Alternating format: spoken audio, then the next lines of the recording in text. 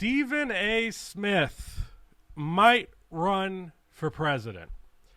I have mixed feelings on this front. So a little bit ago on the Shoot Around podcast, a podcast that I host with Motown Noah, Alex Hoops, and sometimes producer extraordinaire Rudy St. Clair.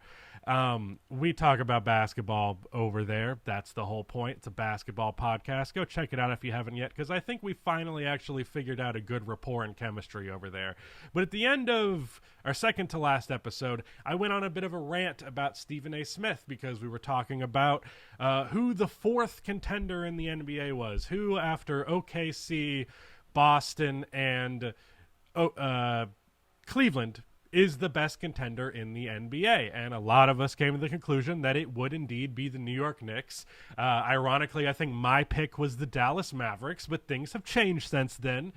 And Nick made a point. Stephen A. Smith, it's a summer of Stephen A. Smith if the Knicks win a championship. You will not hear the end of it from that fucking guy if they win a championship. And you know what? Hard to argue with Nick there. That's exactly what would happen. And when it comes to sports media, I think Stephen A. Smith is one of the worst aspects of it. Now, there is no individual who is solely responsible for the landscape of sports media at the moment. And when I say sports media, I'm mainly referring to NBA media. I honestly do not fully have a grasp of it outside of the NBA sphere, but I feel like the NBA has a uniquely bad media and media personalities and uniquely hyperbolic, uniquely trying to find the most clickbait type approach possible, rage bait, get people to angrily click, and it leads to this negative bias, this negativity skew towards the NBA that I absolutely hate, and unfortunately I often have to play into in my own right because I have to keep the bills paid. But all of that said, all of my issues with Stephen A. Smith's antics as a basketball commentator doesn't necessarily translate to what those would mean for political office. Now, let me say the first thing that comes to mind, which is I hate that we are electing clowns. I hate that we go, oh, this guy's entertaining. He should lead America. That's silly. It's the reason Donald Trump's in office. It's the reason Ronald Reagan got in office and fucked everything in this country for the middle class, gays, black people, anybody who wasn't a straight white conservative man. Didn't do anything about the AIDS crisis until one of his personal friends managed to get it. But that aside, we seem to like entertainers as our politicians. I think it's stupid. I think it's annoying. But so long as this is the American way, Stephen A. Smith has actually said some things that I have liked politically pretty much ever since this went down. Obviously, if you are not right-wing, you are not going to like most of my politics. Sorry to say, if you have seen my Twitter, you would know this, but I am a very left-leaning person. And Stephen A. Smith said that he would protect LGBTQ rights, in particular highlighting transgender rights, as those have been under attack by the government since Donald Trump's gotten back in office. Because, of course, 1% of the population, not even, is the biggest problem with this country right now, and it's definitely not gross income inequality. He also highlighted what Donald Trump talked about with Gaza, saying that he thinks Gaza should be turned into a resort of some kind. Stephen A. Smith rightfully called it out as disgusting and wrong no matter how you look at it. I don't know if he used the term ethnic cleansing, which would be apt for this situation because that is what that is.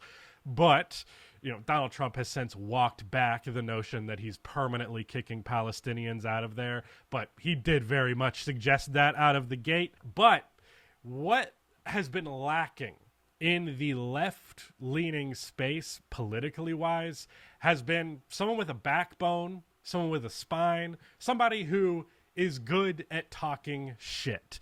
The reason that Donald Trump won in 2016 is a lot of people were tired of the status quo. Some people were tired of it because the status quo had a black face on it.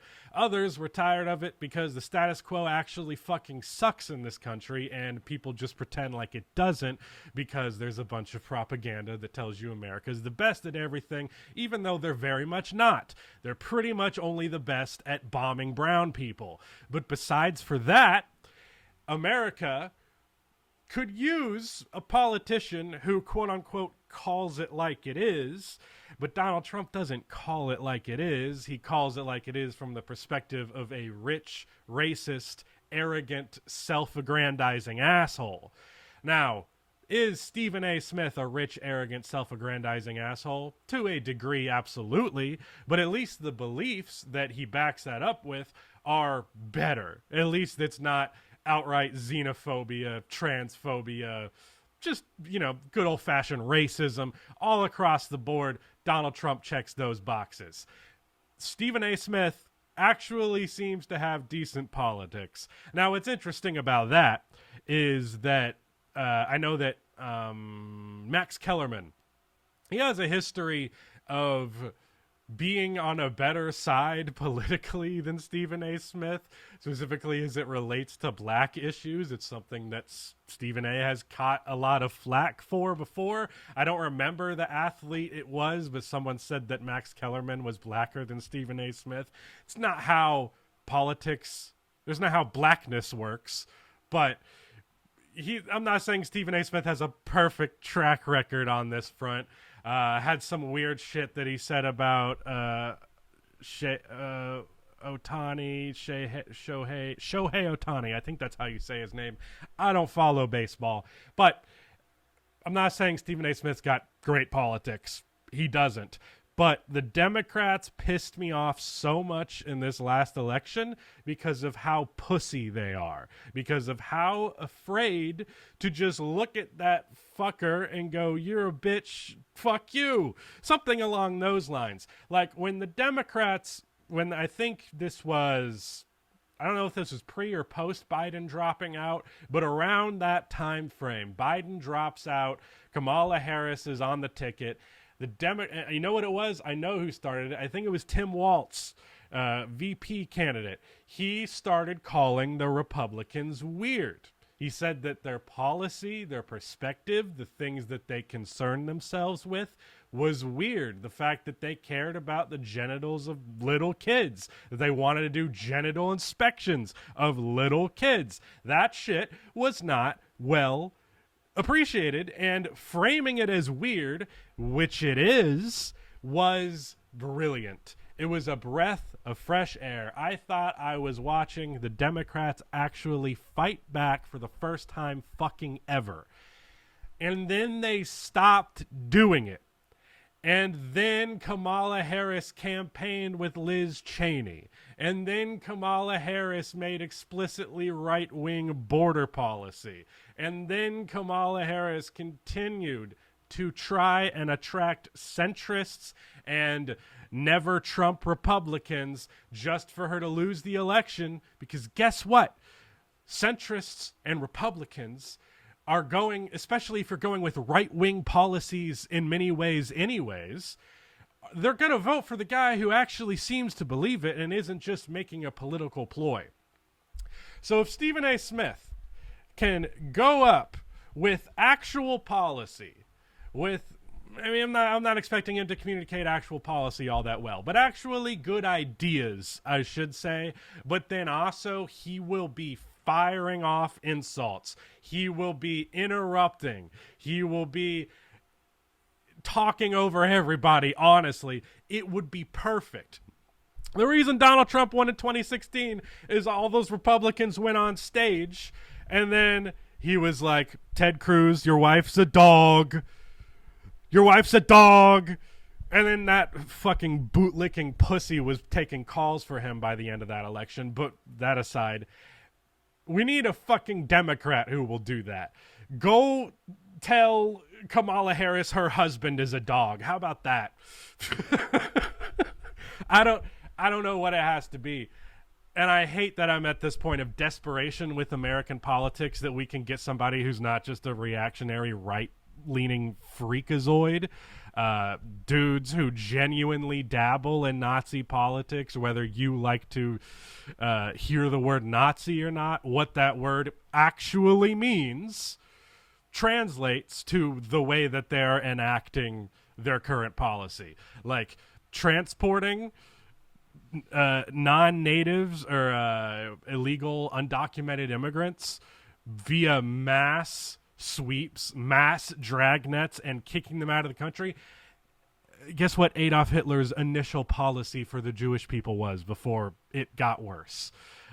This is how right-wing reactionary politics work, and somebody has to step up and call it out.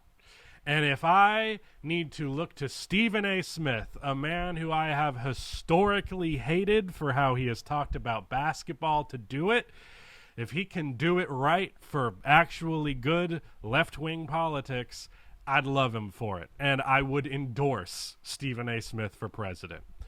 Let's see what happens. Maybe the Democrats will just grow a backbone and learn from what happened over this previous election, because they had no business losing to Donald Trump in 2016, and they especially didn't have any business losing to him in 2024. But they decided to just fold. They decided, hey, let's look at this historically unpopular candidate, and let's manage to run more people who are even more unpopular than him. It's sad. It sucks. I hate it. And we're going to have to deal with the next 4 years because the Democrats did that. But can Stephen A. Smith save America? Maybe. Maybe he can. I don't know. Hopefully I didn't piss too many of you off with my opinions in this video, but hey, can't not have them. Bye.